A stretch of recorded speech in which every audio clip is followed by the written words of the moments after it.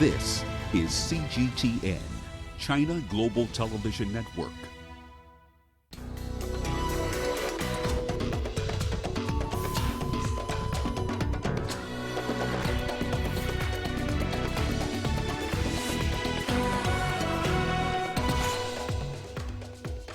More African countries report confirmed cases of coronavirus.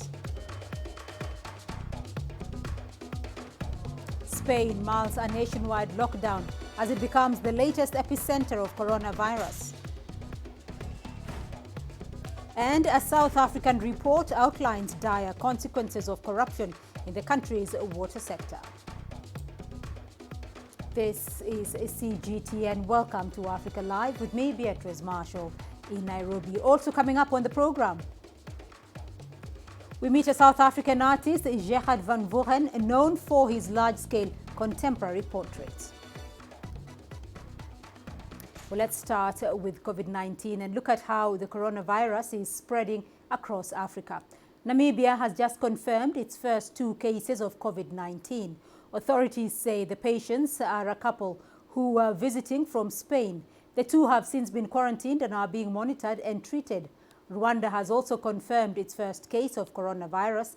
The health ministry says the patient is an Indian citizen who arrived in the East African nation from Mumbai. Meanwhile, South Africa has recorded 40 new COVID-19 cases. This brings the total number of cases in the country to 38, the second highest number on the continent. Egypt still has the highest number of infections, and the health ministry has reported 30 new cases. The majority of confirmed COVID-19 cases are in North Africa, while in sub-Saharan Africa, most countries have 2 or less confirmed cases. 6 confirmed deaths have so far been reported across the continent. To the latest now from Namibia, the country's health minister, Kalumbi Shangula, has confirmed that the 2 patients who tested for COVID-19 are a couple from Spain. The patients are now in quarantine and are being monitored under the World Health Organization guidelines. The COVID-19 outbreak has been spreading around the world since its announcement in the city of Wuhan in Hubei province in China. With a sober heart, I must announce this morning that COVID-19 has reached our country. The positive COVID-19 results were received last night on Friday, the 13th of March, 2020 at around 21 hours. Meanwhile, Egypt is to shut down schools for 2 weeks amid fears of COVID-19. Egyptian President Abdel Fattah el-Sisi also announced that about $6.4 billion have been allocated to fighting the virus. Egypt has reportedly had 109 confirmed coronavirus cases since the outbreak and recorded 2 deaths related to the disease. Uganda has heightened its preparedness to deal with the coronavirus outbreak following the confirmation of a case in neighboring Kenya. The virus is yet to be detected in Uganda, but the country's health ministry is intensifying screening at all entry points and public places. CGTN's Hilary Ayesiga visited a health facility in the capital, Kampala, to see how they are preparing to combat the disease.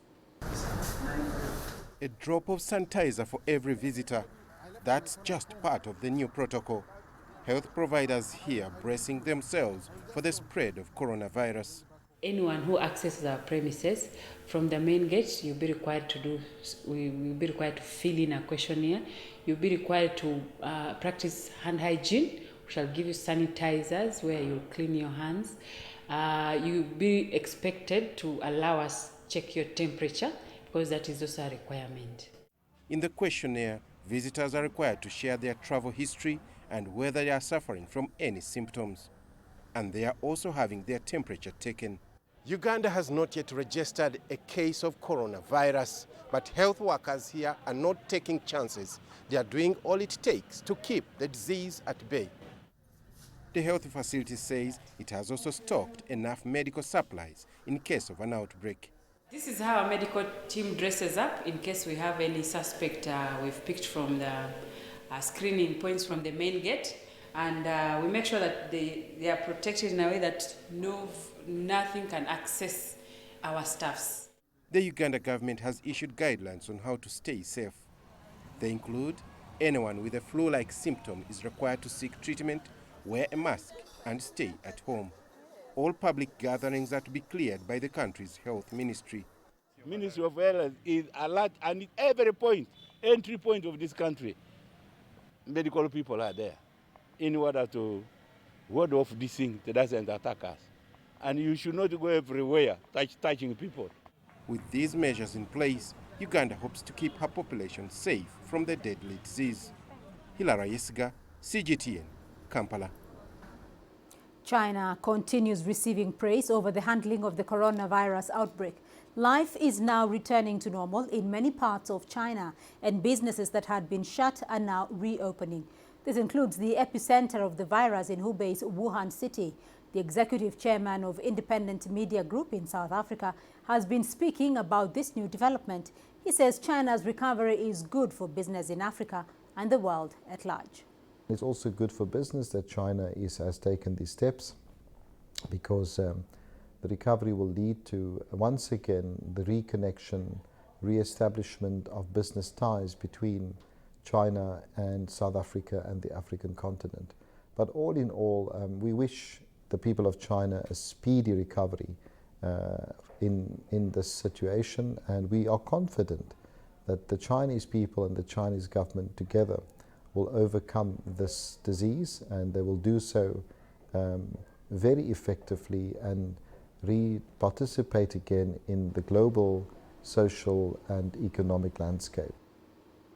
The president of Comoros, Azali Assoumani, has, in an exclusive interview with CGTN, expressed appreciation on how China is actively sharing its anti-epidemic experience with the world, reflecting the responsibility of the great power. President Assoumani says that China's enlightenment to the world, it is essential for the cooperation, economic and health fields. Let's take a listen. China's anti-epidemic enlightenment is essential for our cooperation, economic and health fields. I still remember how the Chinese people came together to overcome SARS in 2003, which shows the importance of solidarity. Each country has adopted corresponding preventive measures. Now that China is sharing its experience in fighting the epidemic with the world, this action is fully in line with the image of China's great power. Health authorities in Nigeria say a man who contracted COVID-19 after coming into contact with an Italian national in the country has now tested negative for the coronavirus. The country's Minister of Health, who disclosed this, says Nigeria now has only one confirmed case of COVID-19, an Italian national who was diagnosed with the disease days after arriving into the country on a business trip. The minister says the Italian is making positive progress and could be discharged next week. Here's CGTN's Deji Badmos with more on that story. It's the kind of news Nigerians have been itching for and would no doubt calm nerves in a country that has been on very heightened alert over a possible spread of the coronavirus since an Italian national was diagnosed with COVID-19 just days after he arrived to the country. The second confirmed case, a contact of the index case, is testing negative for the virus now, meaning he has cleared the virus and will be allowed to go home. As for the Italian national who is the index case, this is what the minister had to say. The index case is clinically stable and is much improved. Steady progress till early next week will guide the medical team in discharging him. Relief is also coming the way of 39 persons who came in contact with the index case and were quarantined. The government now says they will be released to rejoin their families after completing their 14-day mandatory isolation period without testing positive for COVID-19. Despite the positive news, health officials say the country will continue to be on very high alert and maintain a high index of suspicion. The health minister recently met with the diplomatic community in the country, appealing to high-risk countries to increase their surveillance for the disease at their airports. I wish to hear requests that countries, especially those with a high rate of community transmission, also conduct travel departure screening and restrain travelers with obvious signs of being unwell from boarding aircraft. We have observed cases of passengers arriving at our airports with signs of severe flu, who have had to face the inconvenience of being taken for testing. Though all but that index case have proved negative so far, they do unnecessarily weigh on our resources, which are scarce. The recovery of the Nigerian who had initially been diagnosed with COVID-19 is expected to further boost confidence in the Nigeria healthcare system to handle any case of the coronavirus here. It's also credit to all the healthcare workers and officials who are risking it all to ensure this country remains safe from the global COVID-19 pandemic. Deji Badmos, CGTN, Lagos, Nigeria. The coronavirus outbreak appears to be largely contained in China, with only 26 new cases recorded today. But the number of new infections is rising quickly in other parts of the world. Outside China, there are more than 67,000 cases in nearly 130 countries. Italy is the hardest hit, reporting 2,500 new cases on Friday. It has seen 17,000 confirmed cases and 1,200 deaths. Infections have soared up by up to 4 digits in other European nations, including Spain. It recorded 1,500 new cases in a single day, forcing the government to declare a state of emergency amid reported plans to put the entire country under lockdown on Monday. In Asia, Iran has 12,000 cases and more than 600 deaths. South Korea has over 100 new cases. 72 people have died there. Italian media reports the country's Vice Health Minister, Pier Paolo Sileri, has tested positive for the coronavirus. As the country reels from the virus, it has imposed strict controls and welcomed a team of Chinese experts. Our reporter Seema Gupta has more from Rome. Italians are agreeing to these measures and are sticking by the rules. The police are on patrol in the streets to ensure that people do stick to the rules. They are not meant to come out of home unless they have a valid reason, that is for work, to get essential supplies, as grocery shops and pharmacies do remain open, or whether they have a health reason. And if they are not doing it for those specific purposes, they risk a fine of about 200 euros or even a jail term of up to 3 months. So very serious situation here, but most Italians, I think, are feeling the concern. They are worried, they are fearful, but they also want to limit the spread of COVID-19. So everybody is trying to do their part. I think there is a sense of solidarity in that we're all in this together. We're all in the same boat, as the Prime Minister said. And so everybody's trying essentially to do what they can. The government is also working with union leaders to ensure that workers, because factories and industry as well as farming does continue despite some restrictions,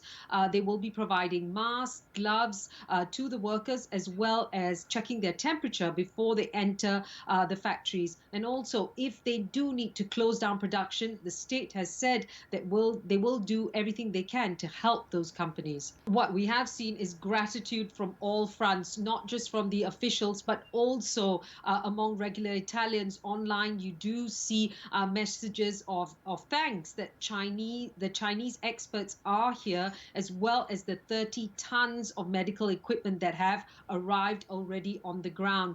It's interesting to note that if they do share their experiences of what happened in China with the Italian medical and scientific experts, hopefully they can work together on this particular issue to try and stem the spread of COVID-19. Spain is reportedly considering a nationwide lockdown beginning on Monday as the coronavirus spreads there. Reuters reports the plan will urge the country's 47 million population to stay home, except to buy food and medicine, seek medical treatment, or go to work. Public transportation will be cut by half at least. A news conference is set for later on Saturday. Spain has reported more than 5,700 COVID-19 cases, making it the second hardest hit country in Europe. You're watching Africa Live, still ahead on the program. A South African report outlines dire consequences of corruption in the country's water sector. And we meet a South African artist, Gerard van Voren, known for his large-scale contemporary portraits.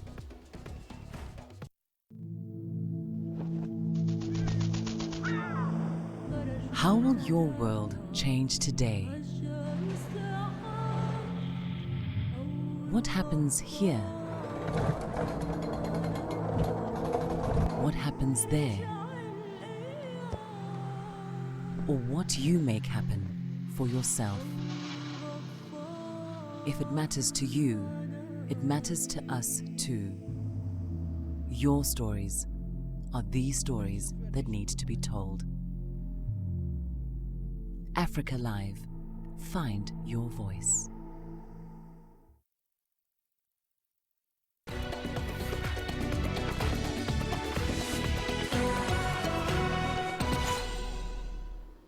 A report detailing mass corruption in South Africa's water sector has been released. Money Down the Drain is an in-depth investigation carried out by Corruption Watch and International Body Water Integrity Network. Losses from irregular contracts, failing equipment and supply disruptions runs into millions of dollars. CGTN's Angelo Coppola reports. Widespread corruption in South Africa's water sector ballooned from $3 million to $25 million between 2015 and 2019. A report entitled Money Down the Drain by Corruption Watch and Water Integrity Network revealed that this has compromised water quality and is putting people's lives at risk. If you don't have safe drinking water, people actually die. So it affects people enormously. One of the other things is that obviously where you don't have proper water supply being delivered, generally quite often women and girl children are the ones who have to collect water. And so their lives are impacted on particularly around having to go and wait in line to collect water from a tanker or whatever it is. So it really does filter down from the biggest dam to the smallest tanker operator. And, you know, it speaks to endemic, systemic corruption in this area, which is why, you know, our major recommendation is for this to be declared a kind of an island of integrity, a sort of no-go zone for corruption, because we are dealing not just with particular instances of corruption in this contract or that township, but you're talking about an entire system that has been deeply, deeply corrupted. Around 3 million South Africans still can't access this precious commodity. Half the country's waste and water treatment plants are in disarray, and new projects have been delayed by tender fraud. The report did, however, note that corruption is a global challenge. Throughout the world, the construction sector is actually vulnerable to corruption. It's big money. In the water sector, the projects are often very different, so it's not easy to compare one to the other. If you're building a dam, you can't compare easily the costs of one dam versus another dam because the conditions are so different. So it's quite difficult to put in the checks and balances. So the infrastructure sector globally is vulnerable to corruption. There have been calls for an independent water regulator, but authors of the report place ethical leadership at the heart of fixing the problem.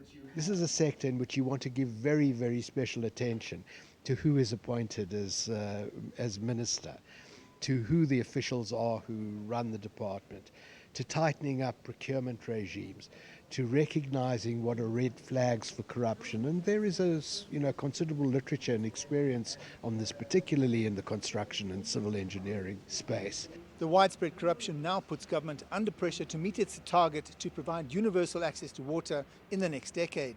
The country has to spend around $7 billion a year to fix up water systems and meet its sustainable development goals. I'm Angelo Coppola for CGTN in Johannesburg, South Africa. There are many artists who've made a name by using their surroundings to create art. But one of them is Gerard van Vuren. The Pretoria-based artist's style is distinctive. The way he documents his subjects makes his work unique. CGTN's Yolisa Njamela takes a look at the artist and his work. Gerard van Vuren's paintings are quite striking. He's well known for his large-scale contemporary portraits depicting all cultures. But his main portraits depict bold, beautiful black African women. I prefer painting African women. I do paint men and European-looking people too, but mostly African women because they've got voluptuous lips, full-figured. I like to express myself through bold colors, and I mean, African people are normally, bright beads and so forth. Gerard uses everyday experiences as a starting point. His paintings are a direct response to his immediate environment. I live in Africa, and that's what I paint, what I see every day, and also a little bit what I feel. I try to portray emotion in my work, and I name my work also normally after emotion, and that's also what sort of resonates with people. Like this painting here, it's called Innocent. Innocence. She's a young girl, she's innocent looking. You can't quite place what she's feeling. For someone who uses a splash of colors, Gerard can't quite distinguish between some colors. Something that not many people know about me, I'm colorblind. So it's easy for me because I don't have preconceived ideas about what goes with what and what doesn't. So for me, it's just an expression. I don't care about what color values and whatever doesn't or do work. And it's what better way to express it than bold and neon, and I enjoy it. His choice of medium is acrylic paint. I prefer to work with acrylics. And the only reason being is because I like to work fast. I don't want to think too much about what I do. There's a lot of thought process beforehand, but while I execute the work, I don't want to think about it too much because it shows. I like to just be expressive, bold, and with acrylics, because it dries so quickly, you have to be quick. You can't rework and so forth. So I put color and that's it.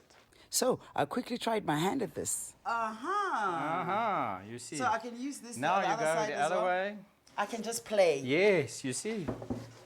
Look at your eyes of the artist. This artist tells me that his work is about layers. You'll notice my work is mostly, if you take away the facial features, it's mostly abstract. There's a lot of stuff going on and it's just an abstract piece because who has yellow on their forehead and a smudge of pink on their cheek, or, it's about layers. Gerard's artworks are well received by South Africans as well as international collectors and investors.